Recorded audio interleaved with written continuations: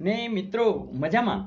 મિત્રો આપણે ત્રિકોણની સમરૂપતા એવું જે 10મા ધોરણની અંદર ચેપ્ટર છે, ખાસ કરીને ભૂમિતિની અંદર વિદ્યાર્થીઓ ગભરાય છે, તો એની નાની નાની બાબતો એકવાર જોઈ લેશું, પછી તમને આખું ચેપ્ટર સહેલું લાગશે. વાત આટલી છે કે સમરૂપતા અને એકરૂપતા એના વચ્ચેનો ડિફરન્સ છે, એમાં આપણે નજર કરશું અને એક એક સમ દ્વારા વધારે ક્લિયરિટી મેળવતા જશું. મિત્રો એકરૂપ શબ્દ બોલી જાય છે કે એક જ રૂપ. દાખલા તરીકે આવડો ચોરસ હોય તો એક્ઝેક્ટ એવડો ચોરસ, નહીં નાનો નહીં મોટો. પણ હું દાખલા તરીકે મોટો ચોરસ દોરું તો આને આ સમરૂપ કહેવાય, એટલે કે રૂપ સરખું છે, માપ સરખું નથી. બરાબર. દાખલા તરીકે કોઈ વર્તુળ દોરું, બરાબર, એવડું જ એક્ઝેક્ટ જેટલી ત્રિજ્યા એટલું જ, તો એ એકરૂપ કહેવાય. પણ હું જ્યારે બીજું એક મોટું વર્તુળ દોરું આના કરતા, હે ને, તો આપણે કહી શકાય કે સમરૂપ છે. પણ મિત્રો આપણો જે ચેપ્ટર છે એ ચોરસ ને વર્તુળ માટે નથી, આપણો છે એ ત્રિકોણ માટે છે. જેમ કે આ એક ત્રિકોણ છે. હવે આ જે લંબાઈ છે એનાથી હું ધારો કે ડબલ લઈ લો, આ છે એનાથી પણ ડબલ લઈ લો, આનાથી પણ ડબલ, એટલે બધી ડબલ ડબલ જ લો, તો જે ત્રિકોણ જે રચાશે એ એકરૂપ નથી, પણ કેવું થશે? સમરૂપ. બીજી રીતે કહીએ કે આ જે બાજુઓ છે, 3 બાજુ છે, અહીંયા પણ 3 બાજુ છે, તો આની છેદમાં આ મૂકું, આના છેદમાં આ મૂકું અને આના છેદમાં આ મૂકું, તો બધું સરખું આવશે. રાઈટ. જેમ કે આ 5 હશે તો આ 10 હશે, આ 7 હશે તો આ 14 હશે, વગેરે. આ દાખલા તરીકે 6 હશે તો આ 12 હશે. રાઈટ. તો અહીંયા મેં ડબલ ડબલ લીધું છે. હવે તમે કયો છે 5/10 બરાબર 7/14 બરાબર 6/12, એટલે કે 1/2 1/2 1/2 આવી જ જવાનું છે. તો આવું કંઈ પણ ટૂંકમાં એમ કહી શકાય કે આ બાજુઓ છે એ સમપ્રમાણમાં છે. સમપ્રમાણ એટલે એનું પ્રમાણ સરખું છે. આનું સાથે આટલું છે તો આની સાથે આટલું છે, આની સાથે આટલું છે.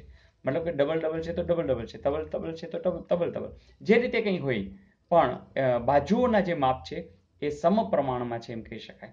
એટલે કે બીજા શબ્દોમાં એમ કહી શકાય કે એમના ગુણોત્તર, મતલબ આના છેદમાં આ લેવું એને ગુણોત્તર કહેવાય, એ સરખા મળે છે. તો આ વાત થઈ સમરૂપ હોવાની. વાત થઈ બાજુના માપની. કોઈ કહેશે સર ખૂણા વિશે, તો ખૂણા વિશે યાદ રાખજો, મેં અગાઉના વિડીયોમાં બધી ડિટેલમાં આપ્યું છે. ખૂણાઓ હંમેશા એકરૂપ હોય. દાખલા તરીકે આ 30 અંશ હશે તો આ 30 અંશ જ હશે. રાઈટ. આ 110 અંશ હશે તો 110 હશે, વગેરે. આ દાખલા તરીકે 70 અંશ હશે તો આ પણ 70 હશે. તો જે કંઈ હોય, આ દાખલા તરીકે 80 હશે તો આ પણ કેવું હશે? 80. ટૂંકમાં ખૂણાઓ છે એ એકરૂપ હશે. એકરૂપ એટલે એક્ઝેક્ટ એટલા. આ 81 અંશ હોય તો 81 અંશ જ હોય. પણ બાજુઓની વાત કરી તો એ સમપ્રમાણમાં હશે. ફરીથી ત્રિકોણ વિશે બે જ વાત કહી શકાય, એક બાજુઓ અને બીજું શું કહી શકાય? ખૂણાઓ.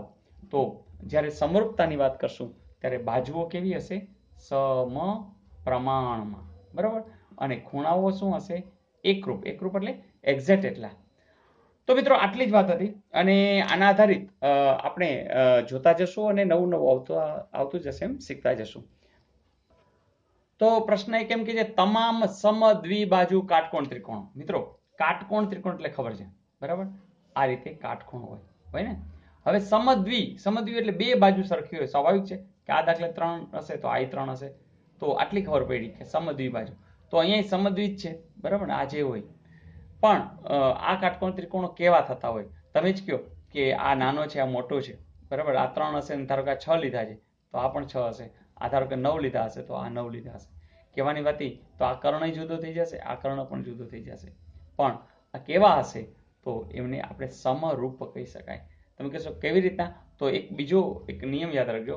ખૂણો, ખૂણો અને ખૂણો, આ ત્રણેય ખૂણા જો એકરૂપ થતા હોય, દાખલા તરીકે આ ખબર છે 90 તો આ 90, એટલે એક ખૂણો તો થઈ ગયો એકરૂપ. બીજું આ બે સરખી છે, સામસામેની બાજુ સરખી હોય, તો એક 90 છે તો આ બેનો સરવાળો પણ કેટલો થશે? 90, કારણ કે ટોટલ તો 180 હોય. રાઈટ. કારણ કે 90 વત્તા આ બેનો સરવાળો એટલે કે 180 થાય, તો આ બેનો સરવાળો 180 હોય. બીજી વાત કે જ્યારે કોઈ પણ બે સમાન બાજુ હોય તો એમના સામેનો ખૂણો, જેમ કે આ બાજુનો સામેનો ખૂણો આ થાય, આની સામેનો ખૂણો આ થાય, પણ જો આ સમાન હોય તો આ પણ સમાન હોય. ધેટ મીન્સ 45 45 ના હોય.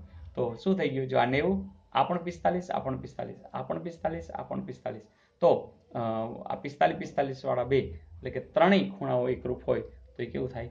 સમરૂપ કહી શકાય. કારણ કે બાજુઓ જુદી જુદી છે, હે ને. કારણ કે બાજુ વિશે કીધી નથી. સમદ્વિબાજુ કાટકોણ એટલે એકરૂપ ન હોય એવું નથી, પણ સમદ્વિબાજુ જ ત્રિકોણ કાટકોણ ત્રિકોણ કીધા છે. તો તમામ શબ્દ વાપરો છે, તો હજી હોઈ શકે આ ટાઈપના આવા ગમે તે હોય. તો એ બધા કેવા થાય? સમરૂપ થશે. બીજી વાત કે મિત્રો 3 ખૂણાની પણ જરૂર નથી, કારણ કે આપણે ખબર જ છે કે ટોટલ તો 180 થાય છે, એટલે માત્ર ખૂ 2 જ ખૂણા જો સરખા મળી જશે, એકરૂપ મળી જશે તો કામ પૂરું થઈ જશે. તો મિત્રો આ યાદ રાખજો, આના અનુસંધાને ઘણું બધું પૂછાય છે. 2 ખૂણા એકરૂપ હોવા, કારણ કે ટોટલ તો 180 છે, ઓટોમેટિક ત્રીજો ખૂણો એકરૂપ હશે ને હશે. અને ખૂણાઓ એકરૂપ હોય તો ત્રિકોણ બાબતે આપણે શું કહી શકશું? સમરૂપતા. ફરીથી ત્રણેય ખૂણાઓ એકરૂપ હોય, 3 ખૂણામાંથી આપણે 2 ખૂણા સુધી પહોંચી જશું તો પણ એ ત્રિકોણો છે એ કેવા થશે? સમરૂપ થશે. Is it okay? જોઈએ નેક્સ્ટ. બીજો પ્રશ્ન મિત્રો આવો છે કે આકૃતિ આપી છે, એમાં જે ખૂણો એ છે એનો દ્વિભાજક, એટલે કે આ દ્વિભાજક છે, એના માટે શું સાચું છે? મિત્રો યાદ રાખજો ખાસ કે કોઈ પણ એક ત્રિકોણ લીધો, રાઈટ, કોઈ એમાં એક ધારો કે આ ખૂણો પસંદ કર્યો. દ્વિભાજક એટલે શું? ખૂણાનો દ્વિભાજક. એટલે આ ખૂણો દાખલા તરીકે 60 અંશનો હોય તો આ 30 હોય ને આ 30 હોય, રાઈટ. આ ધારો કે 40 અંશનો હોય આખો તો આટલો 20 અને 20 હોય, એટલે બરોબર વચ્ચેથી એક કિરણ પસાર થાય છે. તો મિત્રો આમાં યાદ શું રાખશું? સાવ સિમ્પલ મિત્રો, કે જ્યારે આ ટુકડાના છેદમાં આ ટુકડો કરશો, ફરીથી આ છેદમાં તો આની સાથે કોણ સંલગ્ન છે? આ. અને આની સાથે કોણ છે? તો આ. તો આના છેદમાં આ થશે. ફરીથી આના છેદમાં આ તો આના છેદમાં આ. એટલે કે બીજી રીતે એમ કહી શકાય, AC ના છેદમાં શું લીધું તમે? AB લીધું, તો CD ના છેદમાં DB. તો મિત્રો આના આધારિત કંઈ પણ હશે તો મળી જ જશે.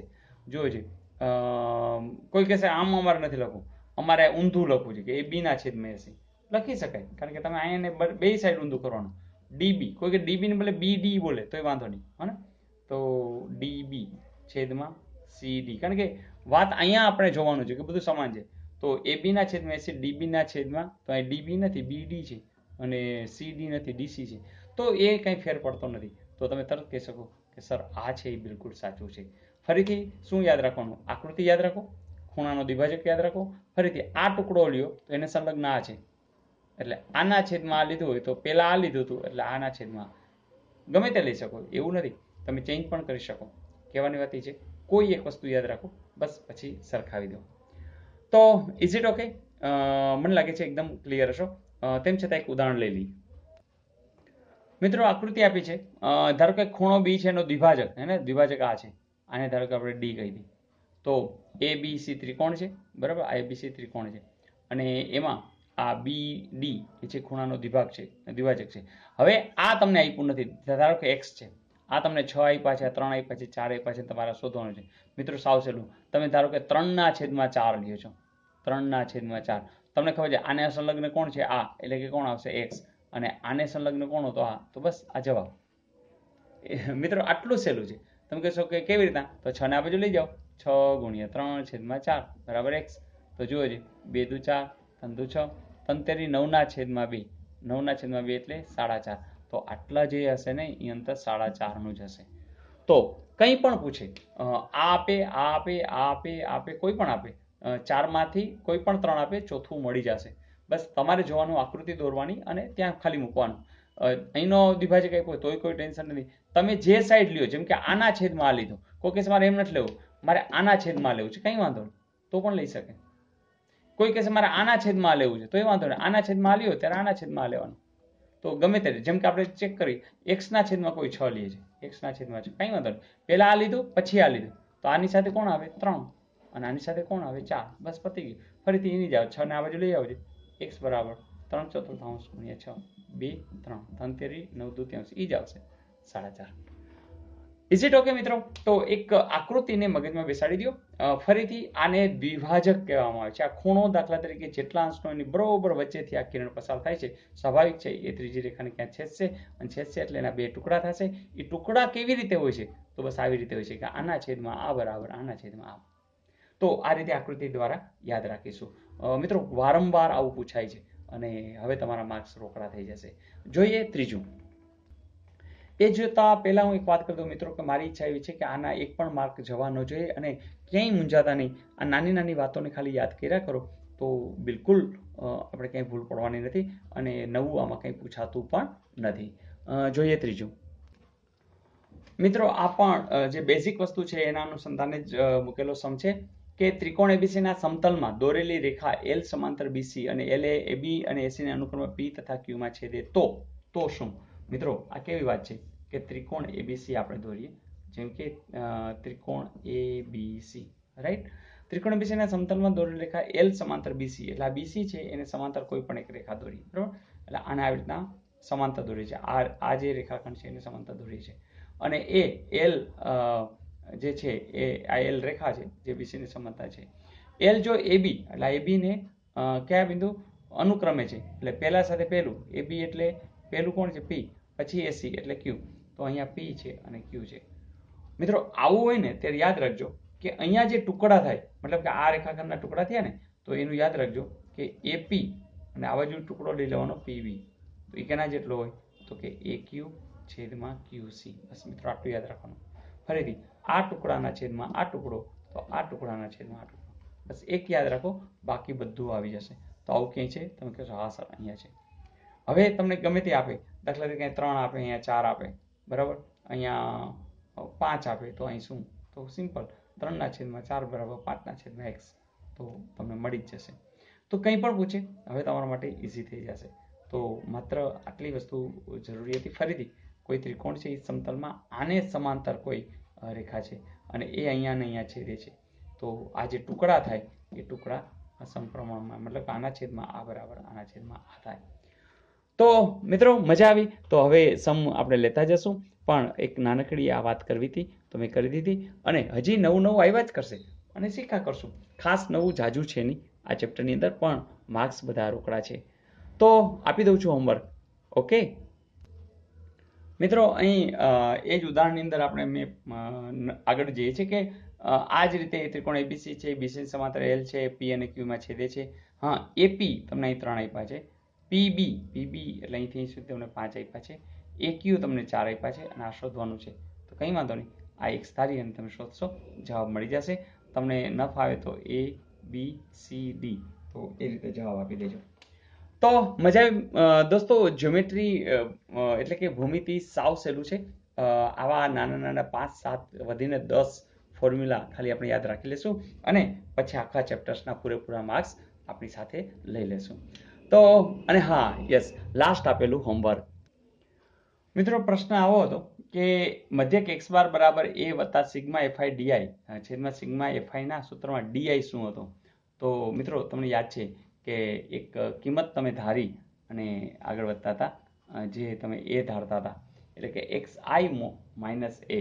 તો તમે જે પેલું કોષ્ટક કરી અને કોઈ એક જગ્યાએ એ ધારી અને પછી જે કરતા હતા, તો એનું અનુસંધાન યાદ રાખશું, xi માઇનસ a. તો a b c d એ રીતે જરાક જોઈએ, તો જે લોકોએ ડી જવાબ લખ્યો છે એ બિલકુલ સાચો છે. તો દોસ્તો જે કંઈ નવું આવે શીખતા રહીએ, અને એમાં આધારિત જે કંઈ સમ છે એ કરતા રહીએ. તો આજે ત્રિકોણની સમરૂપતા વિશે હજી આગળ જોતા રહેશો. અગાઉ પૂછાયેલા પ્રશ્નો પણ જોશો, અને એમાં જે નવીનતા છે પણ જોતા રહેશો. તો મિત્રો હા, તમે કોમેન્ટ્સ ખાસ લખજો કે તમને કેવી મજા આવી રહી છે, કારણ કે આપણે માર્ચના અંત સુધી, મતલબ કે એક્ઝામ સુધી આપણે કામ કરતા જ રહીશું. Wish you all the best. અને હા, તમારા મિત્રોને ખાસ વાત કરી દેજો કે વાંચતા કંટાળો આવે તો જરૂરથી જોવાના છે. અને હા, એક દિવસ બેસી જાઓ, બધા વિડીયો જોઈ નાખો 10મા ધોરણના, તો મને લાગે છે ઘણો ફાયદો થઈ જશે. તો મિલતે હે બ્રેક કે બાદ. અને હા, કોમેન્ટ્સ જરૂરથી આવજો.